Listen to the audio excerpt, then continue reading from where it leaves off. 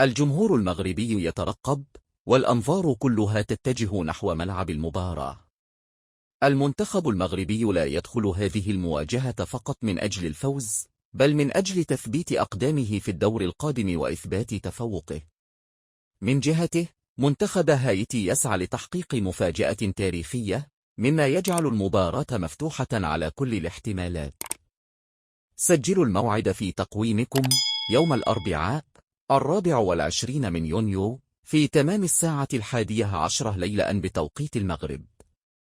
هذه المباراة ستكون اختبارا حقيقيا للقدرة البدنية والذهنية للاعبين، خاصة مع ضغط مباريات المونديال المتتالية. ولكل من يتساءل عن كيفية المتابعة، المباراة ستكون منقولة مباشرة عبر قنوات بي إن سبورتس، كما ستكون متاحة للمشجعين داخل المغرب عبر البث الأرضي لقناة الرياضية، لضمان وصول الحدث لكل بيت مغربي.